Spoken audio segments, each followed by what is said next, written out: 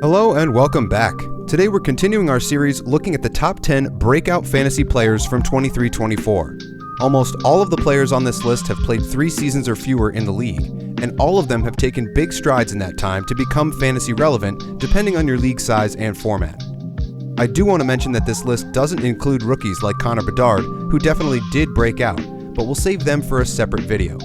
Today, we're looking at Bedard's teammate, Philipp Kurashev at number 7. I first noticed Kurashev at the 2019 World Juniors, where he posted 6 goals in 7 games and led Switzerland to a 4th place finish. The 4th round draft pick of the Chicago Blackhawks did his time in the minors with Rockford, and then went to play for HC Lugano in 2021 during the COVID year. His production at the NHL level was never that impressive until we get to the 23-24 season, where he posted a career-high 18 goals and 36 assists for 54 points in 75 games, finishing second on the team in each category behind his often line mate Connor Bedard. Kurashev, Bedard, and Nick Foligno made up one of the most consistent lines for the Blackhawks as they saw over 315 minutes of ice time together. Kurashev also saw 19 minutes of ice time himself, and about 3 minutes a night on the power play, which also helped his offensive production.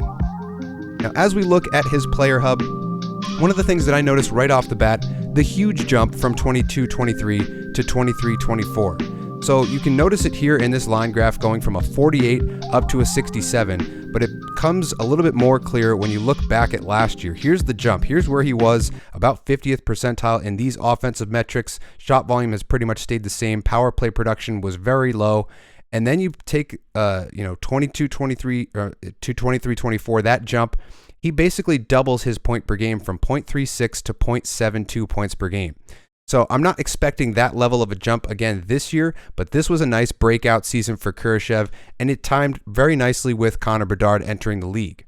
Now, his power play production skyrocketed as well from 4 power play points up to 19 with 6 power play goals. So that's why he's 90th percentile in power play production, and that's what you like to see if you're in a points league. He also scored 3 game-winning goals, so if your points league weighs those a little bit heavier, it's worth noting that as well, as he's one of the top offensive players on a bad team, so he's going to get those late in-game minutes. Now, he doesn't hit or block shots a lot, and he is sort of a power play assist specialist. You can see here 89th percentile, 90th percentile.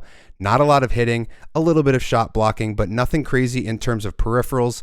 I would pencil him in for about 20 to 25 goals next season just based off of this, and something like 60 to 65 points if he continues to progress. But his shot volume is only 1.71, and it was pretty much the same last year, so it's hard to see him scoring 25 or 30 with that level of shot volume. His shooting percentage is at 14%, which is good to see, but if that shot volume doesn't go up, it's hard to see him breaking out for more goals.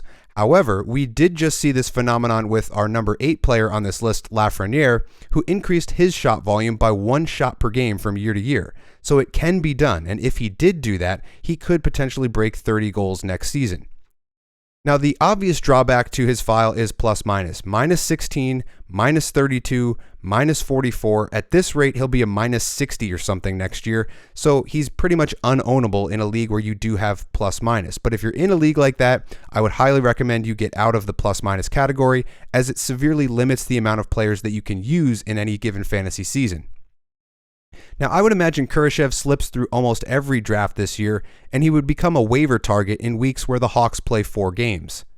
It's hard to roster a player on a team as bad as Chicago for the entire season if they're going to be as bad as they were last year.